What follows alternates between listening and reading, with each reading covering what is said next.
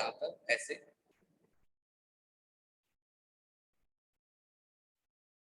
ये मान लो है P, ये है Q और ये है R।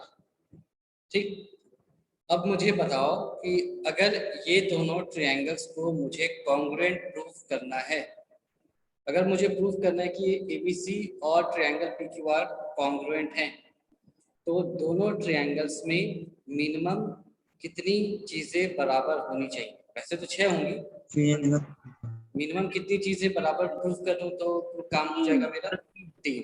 ठीक है, अब ये इंटरेस्टिंग चीज है कि तुम सोच सकते हो कि ऐसा क्यों है भाई, ऐसा क्यों नहीं है कि दोनों ट्रायंगल्स में हमने कोई 4 चीजें प्रूफ कर दे, मतलब 4 चीजें प्रूफ करनी पड़ती दोनों को कॉन्ग्रुएंट प्रूफ करने के लिए, या मतलब हम श्योर हो जाते कि अब तो कॉन्ग्रुएंट ही है, या फिर दोनों में कोई 2 चीजें अगर प्रूफ कर देते कि बराबर है तो उसी से मेरा काम बन जाता है कि दोनों ट्रायंगल्स कॉन्ग्रुएंट होंगे।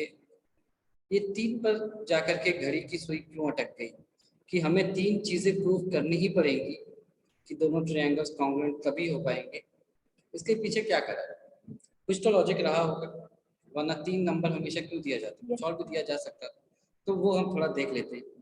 हालांकि ये ऑब्वियसली एग्जाम में ये नहीं पूछा जाएगा, but for the sake of your knowledge, मान लो कि मैंने कहा कि ये दोनों ट्रायंगल जो कॉन्ग्रुएंट हैं, उनकी जो कॉन्ग्रुएंसी का क्राइटेरिया है that is angle side angle. तो इसका मतलब मैंने बोला कि एंगल P जो है, जो एंगल P है that is equal to angle Q, जो एंगल C है that is equal to angle R। तो अगर कॉन्ग्रुएंसी हमारी ASA है, 2 चीजें हमने बराबर कह दी हैं, तो तीसरी कौन सी चीज बराबर होनी चाहिए? साइड। साइड। नाम बताओ। BC और QR। BC should be equal to QR। ये बात आपको समझ में आ गई? Yes sir. Yes sir. यहाँ से हमने लिखा triangle ABC is congruent to triangle PQR angle side angle. Normally कहानी यहीं पर खत्म हो जाती है, लेकिन हम इसको थोड़ा और समझना चाहते हैं। हमें ये पता है कि अगर 2 ट्रायंगल्स कॉन्ग्रुएंट हैं तो भले ही हमने केवल 3 बातें प्रूव कर दी दोनों ट्रायंगल्स में बराबर, पर सारी 6 की 6 चीजें इक्वल होंगी, इसमें कोई संदेह नहीं है ना? कॉन्ग्रुएंट का मतलब होता है कि सभी चीजें इक्वल, यानी तीनों ट्रायंगल, तीनों एंगल्स भी इक्वल होंगे और तीनों साइड्स भी इक्वल होंगे। तो अब देखो कैसे काम होता है। मुझे बताओ कि पहले बार इसको मैं नाम दे देता हूँ, ये है ट्रायंगल 1 और ये है ट्रायंगल 2। तो ट्रायंगल 1 में साइड BC के सामने कौन सा एंगल है? Angle A। अच्छा, ये पहले ट्रायंगल की बात हो गई। दूसरे ट्रायंगल में BC के इक्वल कौन सा साइड है? QR, है ना? BC के बराबर QR है। तो अगर BC के सामने वाला एंगल A है तो QR के सामने वाला जो भी एंगल होगा वो एंगल A के बराबर होना चाहिए, है ना? ट्रायंगल्स कॉन्ग्रुएंट हैं और साइड्स बराबर हैं, तो एंगल P, है ना? Angle A is equal to angle P। अब इस तरह की चीजों को हम बोलते हैं करेस्पॉन्डिंग। इस तरह की चीजों को हम बोलते हैं करेस्पॉन्डिंग। मतलब इस ट्रायंगल में BC के सामने एंगल A है और BC किसके बराबर था? QR के बराबर था, तो दूसरे ट्रायंगल में QR के सामने एंगल P हो जाएगा और इसी रिलेशन से एंगल A एंगल P के बराबर हो गया। तो हम यहाँ पर कहेंगे कि A और एंगल A और एंगल P क्या हैं? They are corresponding angles. वो पैरेलल लाइन वाला करेस्पॉन्डिंग एंगल नहीं, करेस्पॉन्डिंग एंगल्स हैं और इक्वल हो गए, पैरेलल लाइंस वाली की बात नहीं कर रहे। तो इसीलिए इसको हम यहाँ पर ऐसे कह देंगे, CPCT कह देंगे, करेस्पॉन्डिंग पार्ट्स है ये, corresponding parts of congruent triangles. ठीक है, ये बात आपको समझ में आई ठीक से? यस। चलो अब एंगल B के सामने, पहले ट्रायंगल में आ जाओ। एंगल B के सामने कौन सा साइड है? AC है ना? निकालना भी आसान है, क्यों? एंगल B है तो B को गायब कर दो, क्या बचा? A और C बचा, तो इसी साइड हो जाएगा। अच्छा, दूसरे ट्रायंगल में एंगल बी के बराबर कौन सा एंगल था? A. क्यू, ए नहीं क्यू। और क्यू के सामने कौन सा साइड हुआ? PR. PR. PR। तो इसको भी कह दिया CPCT, है ना। तो ये क्या हो गया, एक तरह से करस्पॉन्डिंग साइड्स हो गए यहाँ पर, AC और AC का क्या, AC और PR को अब हम बोलेंगे करस्पॉन्डिंग साइड्स, सेम प्रोपोर्शनल में है अगर सिमिलरिटी होती तो, और क्योंकि कॉन्ग्रुएंसी है तो करस्पॉन्डिंग साइड्स इक्वल हो गए। तो ये आपको होपफुली समझ में आ गया। अब एंगल C को देखो, लेट मी कंप्लीट, इसको कंप्लीट करो। एंगल C के ऑपोजिट कौन सा साइड है?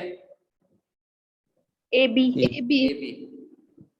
और एंगल C के बराबर दूसरे ट्रायंगल में Angle कौन R. सा एंगल है? Angle R। एंगल R के सामने कौन सा साइड है? PQ. PQ। PQ. तो ये PQ. CPCT ये भी हो गया। तो AB जो है, अगर हम कहेंगे AB और सॉरी, AB को मैं कहना चाहता हूँ कि किसी साइड के बराबर होगा। अगर मैंने ये कह दिया कि ABC ट्रायंगल और PQR ट्रायंगल कॉन्ग्रुएंट है और ABC ट्रायंगल का एक साइड है AB, तो जाहिर सी बात है ट्रायंगल PQR के किसी एक साइड के वो बराबर होगा AB। वो कौन सा साइड होगा? तो यहाँ से हम कहेंगे कि वो PQ के बराबर होगा और वो करस्पॉन्डिंग यहाँ पर साइड्स हो जाएंगे यहाँ पर। तीसरी चीज जो मैं आपको बताना चाहता था कि अब देखो, आपने तीन चीजों को कहा था कि तीन चीजें मुझे इक्वल बता दी जाए ना, तो मैं कह दूंगा कि ट्रायंगल कॉन्ग्रुएंट है। तो हमारे को एंगल B, एंगल Q, मतलब angle B equal to angle Q लिख देता हूँ। Angle B is equal to angle Q, BC is equal to QR और angle C is equal to angle R। ये तीन बातें हमको बताई गई थी और इसके आधार पर हमने दोनों ट्रायंगल्स को कॉन्ग्रुएंट कहा था। सवाल ये था कि केवल तीन ही क्यों, दो क्यों नहीं, या चार क्यों नहीं, या एक क्यों नहीं, या पांच क्यों नहीं? ये थी इसलिए क्योंकि अगर ये तीनों हमें पता हो जाए ना, तो बाकी तीनों कौन किसके बराबर होगा ये मैं पता कर लूंगा।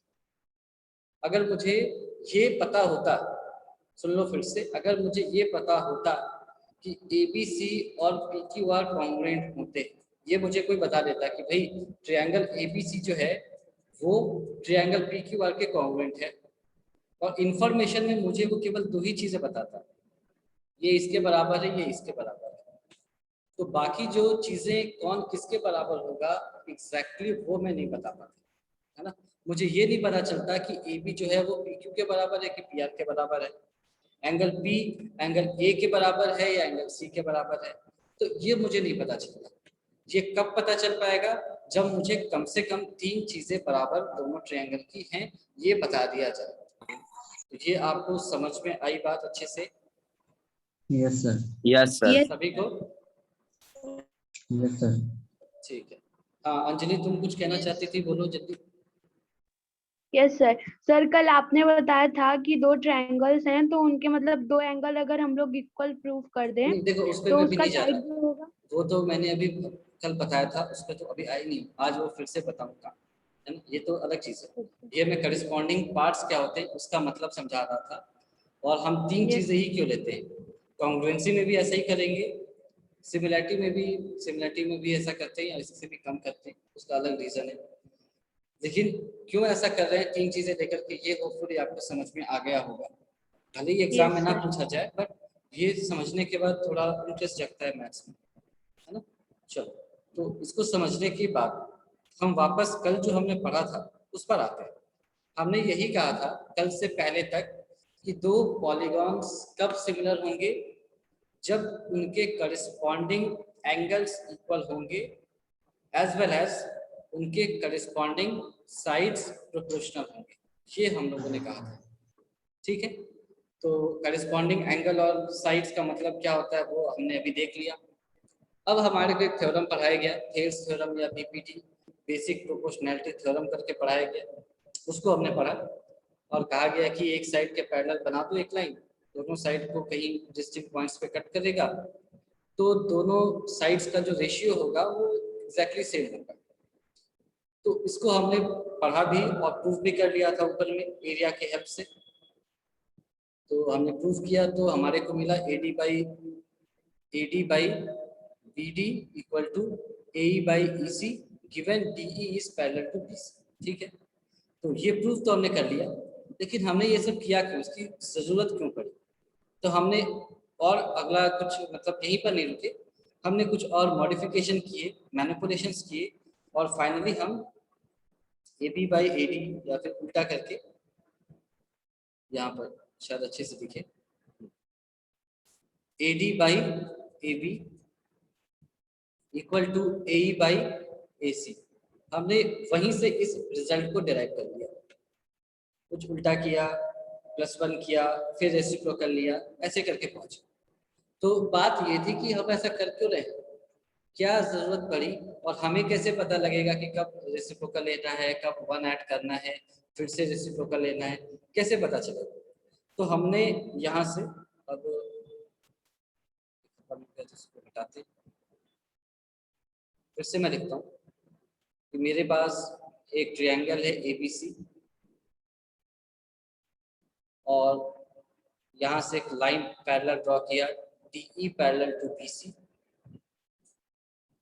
और हमने कहा कि AD by AB equal to AE by AC। तो अभी तक ये बहुत ही सिंपल सा रिजल्ट हमें दिख रहा था, कुछ भी इसमें खासियत नहीं थी। क्यों? क्योंकि हम इसको एक ट्रायंगल की तरह ही देख रहे थे। हम यही देख रहे थे कि जैसे जैसे हमको बताया गया था कि ट्रायंगल ABC में DE को पैरेलल ड्रॉ किया गया BC के, यानी हमारे दिमाग में इंट्यूटिवली बाय डिफॉल्ट एक ही ट्रायंगल आ रहा था ABC। लेकिन अब यहाँ तक पहुँचने के बाद हम अपने दिमाग को थोड़ा और बड़ा कर सकते हैं, और ये मान सकते हैं कि नहीं नहीं, ये एक नहीं है, ये एक्चुअली में 2 ट्रायंगल जो पैरेलल वगैरह बनाया। अब उसके बारे में बात नहीं करेंगे, आखिरी में क्या बना हम उसके बारे में बात करते हैं। तो जो 2 ट्रायंगल्स थे उनको हमने अलग अलग कर लिया यहाँ पर ऐसे। फिर हमने देखा क्या क्या है यहाँ पर, तो हमें दिखाई दे रहा है कि एंगल A जो है वो एंगल A के बराबर है, कॉमन है। ये वाला जो एंगल है और ये वाला एंगल बराबर होंगे, करिस्पॉन्डिंग एंगल्स, इनको बराबर कर दिया। सिमिलरली ये जो एंगल होगा और ये एंगल है ये भी बराबर होंगे, करिस्पॉन्डिंग एंगल्स, इनको भी कर दिया। तो अब मेरे पास 2 ट्रायंगल्स हैं, और दोनों ट्रायंगल्स में मुझे एंगल्स इक्वल दिख रहे हैं। अब मेरे से इस वक्त कोई पूछे, अभी कोई पूछे कि भाई मेरे पास 2 ट्रायंगल हैं ADE और ABC, क्या आप प्रूव कर सकते हो कि दोनों सिमिलर होंगे? तो हमने कहा कि हाँ, हम बिल्कुल कर सकते हैं। हमारे पास 2 क्राइटेरियाज थे, 2 रूल्स थे, हम देखते हैं उस पर ये फिट बैठ जाए तो हो जाएगा सिमिलर। तो पहला क्या था, there corresponding angles are equal। corresponding angles are equal, ये हमने लिख लिया पहले तो। और इसको लिखने के बाद हम रुक गए, 2 मिनट के लिए रुक गए। क्यों रुके? क्योंकि हमने पहले, इससे पहले कुछ देखा था। क्या देखा था वो आपको अभी बिल्कुल खुली आंखों से दिखा देता हूँ।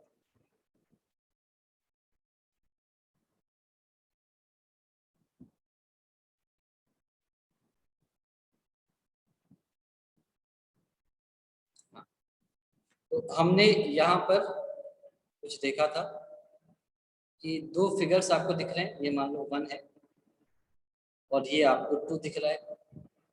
तो क्या इन दोनों फिगर्स के करस्पॉन्डिंग एंगल्स इक्वल हैं? रेक्टेंगल 1 और रेक्टेंगल 2 के, ठीक है, यस सर। उनके करस्पॉन्डिंग एंगल्स इक्वल हैं, ठीक है। दूसरा, क्या इनके करस्पॉन्डिंग साइड्स प्रोपोर्शनल हैं? No no sir. सर। नहीं दिख रहा है, सर। इनके करस्पॉन्डिंग साइड्स प्रोपोर्शनल नहीं है। इसका मतलब है कि सिमिलर नहीं होंगे, ठीक है, इसका मतलब ये सिमिलर नहीं होंगे। तो सिमिलरिटी के लिए क्या क्या चाहिए था? दोनों के करस्पॉन्डिंग एंगल्स इक्वल हो, as well as corresponding sides proportional हो। ये दोनों बातें हैं, तो दोनों फिगर्स या दोनों पॉलीगॉन्स आपको सिमिलर मिल जाएंगे, ठीक है। अब वापस यहाँ पर आते हैं, यहाँ पर आते हैं, इसको ट्रायंगल 1 माना और इसको ट्रायंगल 2 माना। बिल्कुल ध्यान से सुनना है ना, बिना कुछ बोले हुए। तो क्या ये दोनों ट्रायंगल्स, या क्या आपको ये बताया गया है कि ये दोनों ट्रायंगल इक्विलेटरल हैं या आइसोसेलेस हैं या स्केलन हैं? ऐसा कुछ इंफॉर्मेशन आपको दिया गया है या जनरल No, ट्रायंगल्स की sir. बात हो रही है ना? No sir. तो पहली चीज जनरल ट्रायंगल्स की बात हो रही है, किसी भी ट्रायंगल की कैटेगरी में ये आ सकती है, तो इक्विलैटरल वगैरह वो सब दिमाग से हटा दिए, सिर्फ ट्रायंगल्स की बात हो। ठीक, सिमिलर प्रूफ करना है पहला, their corresponding angles are equal, ये अपन ने प्रूफ कर दिया। अभी तक जो पढ़ा है क्या उसके बेसिस पे सिमिलर हो सकते हैं? तो नहीं, क्यों? ऊपर जस्ट हमने देखा कि दो फिगर्स थे, एंगल 90 डिग्री थे, बट उनके साइड्स प्रोपोर्शनल नहीं थे, तो वो सिमिलर नहीं थे। तो यहाँ पर भी हमें सेकंड टेस्ट करना चाहिए कायदे से, as per the rule book हमें यहाँ पर भी सेकंड टेस्ट करना चाहिए कि क्या इनके करस्पॉन्डिंग साइड्स प्रोपोर्शनल हैं। अगर हैं तो दोनों ट्रायंगल्स सिमिलर होंगे, अगर नहीं है तो दोनों ट्रायंगल्स सिमिलर नहीं होंगे। यहाँ तक की बात आपको समझ में आ गई अच्छे से जो बताया गया? Yes sir. Yes, sir. चलो वेरी गुड।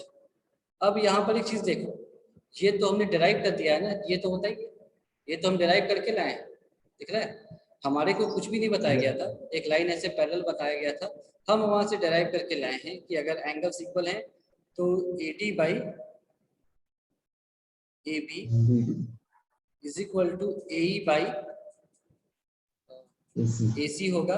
और अगर हम एक और लाइन पैरेलल ऐसे बना लेते, मान लो हमने इसको ऐसे बना लिया होता ABC, और यहाँ से कुछ ऐसे बना लिया होता DE, मान लो ऐसे, तो कुछ भी है DE, चलो मान लो ऐसे यही नाम दे दिया DE।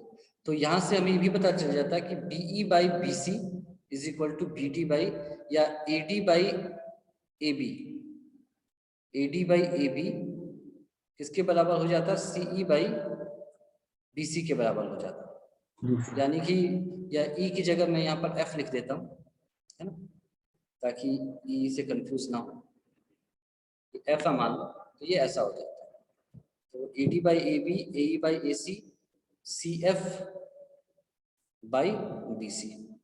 तो ये क्या हो गया? देखो अभी तक हमने केवल एक साइड यहाँ पे पैरेलल बनाया था, तो केवल इन दोनों के लिए आ रहा था, ऐसे भी पैरेलल बनाएंगे तो तीनों के लिए आ जाएगा। तो ये तो करेस्पॉन्डिंग साइड्स अपने आप प्रोपोर्शनल हो गए, दिख रहा है? Yes sir. Corresponding sides are proportional.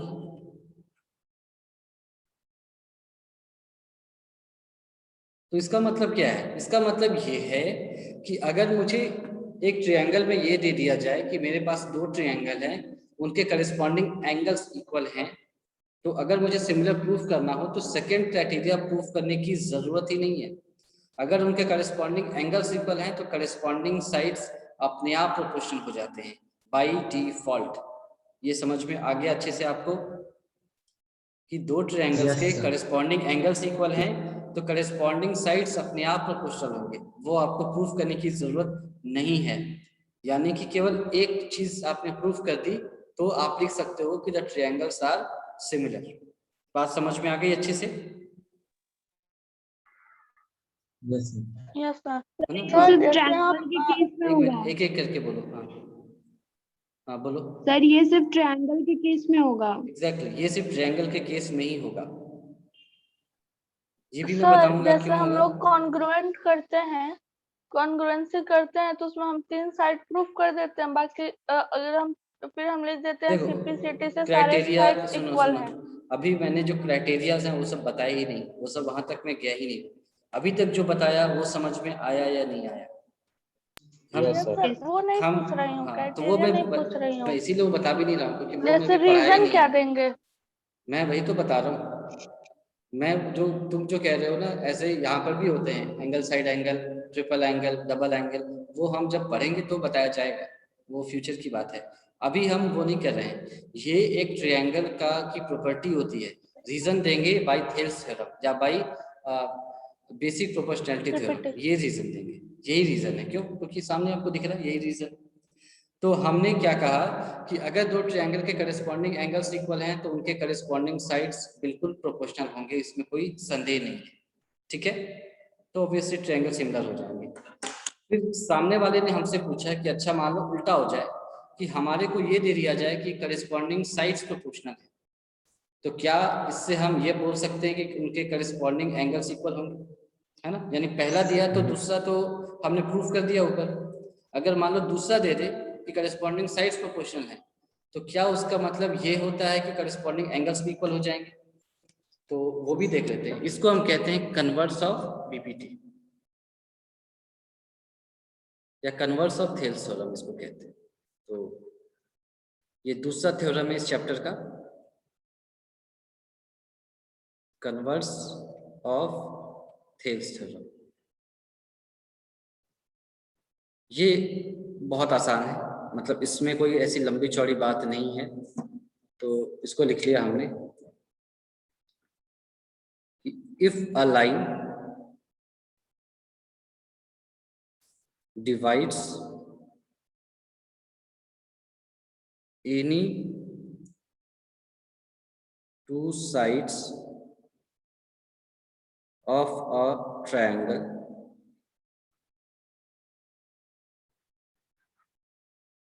if a line divides any two sides of a triangle in the same ratio,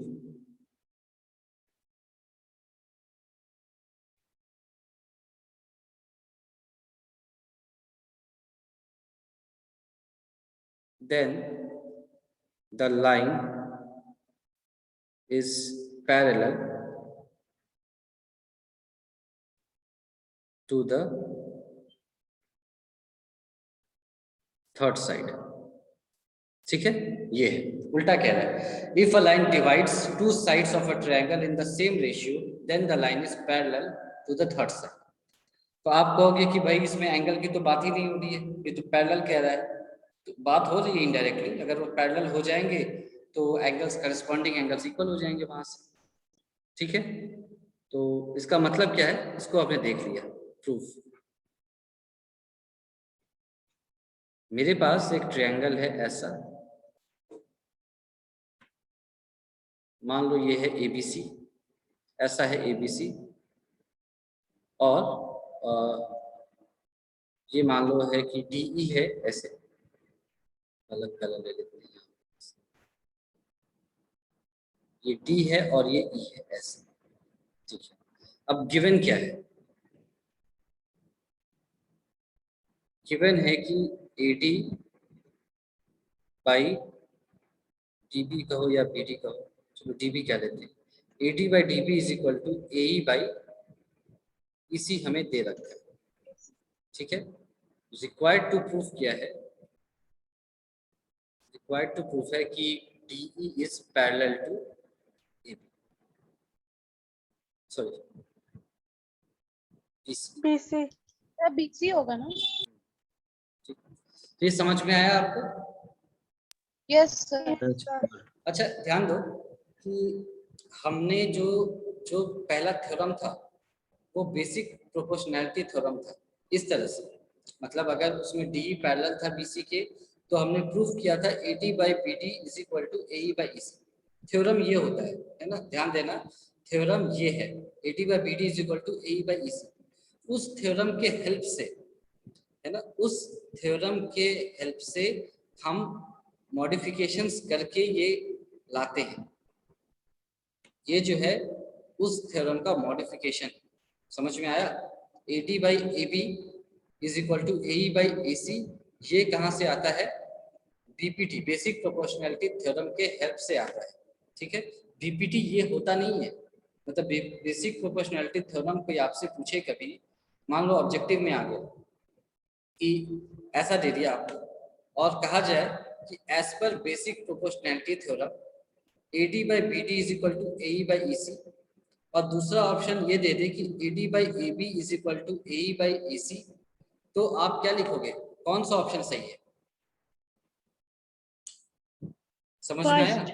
हाँ, समझ में आया क्वेश्चन क्या पूछा मैंने आपसे क्वेश्चन पूछा, चलो ये काफी गंदा हो गया, इसको थोड़ा क्लियर कर दूंगा ताकि आपको समझ में आए। मैंने आपको MCQ में क्वेश्चन दिया कि भाई ऐसा है कि ABC में D जो है वो BC के पैरेलल है, तो according to basic proportionality theorem पहला ऑप्शन हमने दिया ये AD by B D is equal to A E by E C. ये पहला ऑप्शन दिया, ठीक है।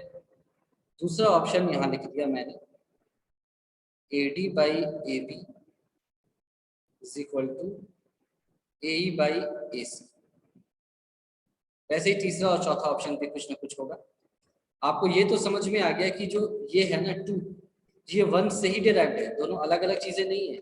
जो 2 है, ये रिजल्ट जो है ये 1 से ही डिराइव्ड था।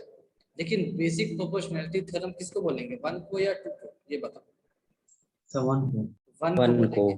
तो आप ऐसा अगर कंफ्यूजिंग आ जाए तो आप बेसिक प्रोपोर्शनैलिटी थ्योरम 1 है इसी को टिक करेंगे, 2 को टिक नहीं करेंगे। क्यों? क्योंकि जो 2 है वो बीपीटी से डिराइव्ड रिजल्ट है ना, वो बीपीटी एज इट इज नहीं है, उसके हेल्प से हमने डिराइव किया। क्या डिराइव किया कि हमने एक ही ट्रायंगल को उसकी हेल्प से 2 अलग अलग ट्रायंगल्स में ब्रेक कर दिया। ठीक है, ये बात अच्छे से समझ में आ गई आपको? सर अगर ऑप्शन में बोथ 1 और 2 हो तो? वही मैं कह रहा हूँ ना, फिर 1 आंसर होगा, है ना, फिर 1 होगा, क्योंकि basic proportionality theorem by definition ये होता है। ठीक है, बाय डेफिनेशन ये होता है, इसके हेल्प से ये डिराइव होता है। हालांकि ये कुछ अलग चीज नहीं है, ये 1 का ही 2 स्टेप आगे जाने का रिजल्ट है। लेकिन जब वो बिल्कुल आपके मजे लेने पर आ जाए, एग्जाम देने वाला आपको कंफ्यूज करने लगे, तब आपको बिल्कुल जो बेसिक है उस पर स्टिक करना होगा। ठीक है, समझ में आ गया होगा मेरे ख्याल से यहाँ तक आपको, है ना? बोल नहीं रहे हो, नहीं आया क्या? यस सर, आ गया। आ गया ना, ठीक। तो ये सब मैंने क्यों बताया, इसलिए बताया, यहाँ पर देखो इसलिए बताया क्योंकि इसने ये बात कही है आपसे, इसने आपको ऐसा कुछ दे रखा है और हमें ऐसा कुछ प्रूफ करना है। तो आप अगर इसको देखोगे तो आप कहोगे कि भाई आपने तो कहा था कि यहाँ पर जो पहला कंडीशन है कि करस्पॉन्डिंग एंगल्स इक्वल होंगे और करस्पॉन्डिंग साइड्स प्रोपोर्शनल होंगे दोनों ट्रायंगल्स के। तो पहली चीज करस्पॉन्डिंग एंगल्स इक्वल होंगे, ये तो मुझे कहीं दिख ही नहीं रहा है प्रूफ करने के लिए। दूसरा, 2 ट्रायंगल्स हैं, उनके करस्पॉन्डिंग साइड्स प्रोपोर्शनल है, ये दे रखा है, आप कह रहे हो, ऐसा तो मुझे कुछ दिख ही नहीं रहा है, यहाँ तो एक ही ट्रायंगल है। तो आपको दिमाग में तुरंत आ जाना चाहिए कि अगर AD by BD is equal to AE by EC है, तो यहाँ से हम 1-2 स्टेप आगे जा करके ये प्रूव कर सकते हैं कि AD by AB is equal to AE by AC है। इसका मतलब यही है कि उसने आपको इनडायरेक्टली दे रखा है कि AD by AB is equal to AE by AC है, ये उसने आपको इनडायरेक्टली दे रखा है। और उसने आपको इनडायरेक्टली ये भी बता रखा है कि आपके पास 2 ट्रायंगल्स हैं, ADE एंड ABC। ये बात समझ पा रहे हो आप?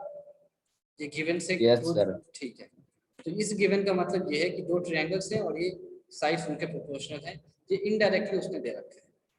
ये समझ लिया तो फिर आप जो कह रहा है उस पर आ जाते हैं। तो यहाँ पर हमें कंस्ट्रक्शन करें, ये कह रहा है कि प्रूफ करो कि DE BC के पैरेलल है। तो हमने मान लिया कि DE जो है वो BC के पैरेलल नहीं है, तो दुनिया की कोई और लाइन तो जरूर होगी जो DE जो BC के पैरेलल होगी। तो मान लो ये है F, तो कंस्ट्रक्शन किया कि draw DF parallel to BC, ये हम कर सकते हैं। अब प्रूफ बहुत ही आसान, प्रूफ क्या कहता है कि according to Thales theorem,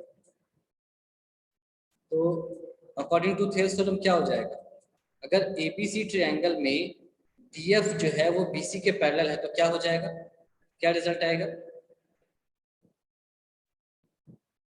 sir AD by DB is equal to AF by FC। ठीक है, ठीक है ना, ये अभी हमने प्रूफ किया ऊपर, यही होता है। ठीक है, चलो, बट गिवन क्या है आपको, गिवन क्या था, AD by DB is equal to AE by AE by EC। ये आपको क्वेश्चन में दे रखा है ना, देख लो, हमने थेल्स थ्योरम लगा के AF AD बाई BD कहा, AF बाई FC, और क्वेश्चन क्या कहता है, गिवन क्या है, AD बाई BD जो है वो AE बाई EC के बराबर है। तो therefore yes sir. From 1 and 2, क्या हम कह सकते हैं 1 and 2 के LHS सेम है दोनों के, तो RHS भी सेम होंगी, तो therefore AF by FC is equal to AE by EC। ये दिख रहा है आपको? Yes sir. ठीक है ना, AF by FC is equal to AE by EC। अब फिगर को देखो ध्यान से, AF by FC AE by EC के बराबर कब होगा? जब F और E कोइंसाइड कर रहे होंगे तब, इनके अलावा कभी भी नहीं हो सकते। कभी भी ऐसे जब दोनों का सम मतलब AF प्लस FC का वैल्यू AC आ रहा है और AE प्लस EC का वैल्यू भी अगर AC आ रहा है, तो जब तक वो कोइंसाइड ना करें उसके अलावा कोई भी और रेशियो लोगे वो बराबर नहीं आ सकता। ठीक है, तो AF by FC is equal to AE by EC, ये कब पॉसिबल है? तो लिख लिया, but this is possible only when F and E coincide. F and E coincide, ये कब पॉसिबल है? कि जब F and E coincide करें, दैट इज DF किसके बराबर हो जाएगा? DE के बराबर हो जाएगा। ठीक है ना, कोइंसाइड करेंगे तो ये हो जाएगा। और हमने क्या माना था कि DF is parallel to BC, this implies DE क्या हो जाएगा? पैरेलल टू BC हो जाएगा। तो यहां से देख लो फिर से,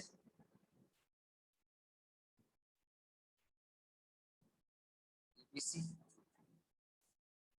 DE है। अब अगर मैंने ये प्रूफ कर दिया कि DE is parallel to BC, तो वैसे प्रूफ तो यहीं पर हो जाएगा प्रूफ, तो मैं लिख सकता हूँ angle D is equal to angle B and angle E is equal to angle C। Angle A तो दोनों ट्रायंगल में सिमिलर मतलब सेम ही है, तो करस्पॉन्डिंग साइड्स अगर प्रोपोर्शनल थे ADE और ABC ट्रायंगल्स के, तो उनके करस्पॉन्डिंग एंगल्स इक्वल हो गए, ये हमने प्रूफ कर दिया। तो ये प्रूफ समझ में आ गया आपको? आया या नहीं आया? Yes sir. आसान है? Yes, sir. ठीक है, इसका मतलब क्या है कि अगर आपको एग्जाम में ये दे दिया जाए कि भाई ऐसा है कि कुछ भी दे दिया जाए, मान लो यही दे दिया जाए कि ABC एक ट्रायंगल है, इस पर एक पॉइंट है E, सच दैट ये अगर x है तो ये 2x है, और यहाँ पर एक पॉइंट दे दिया जाए F, सच दैट ये अगर y है तो ये 2y है। तो EF और BC पैरेलल होंगे क्या? तो हाँ होंगे। क्यों? क्योंकि AE बाई EB क्या आ रहा है? हाफ, और AF बाई CF भी या FC भी हाफ आ रहा है, तो इसका मतलब क्या हो जाएगा? EF is parallel to BC। ये रिजल्ट ऐसे हम यूज करते हैं। ठीक है, तो ये समझ में आ गया।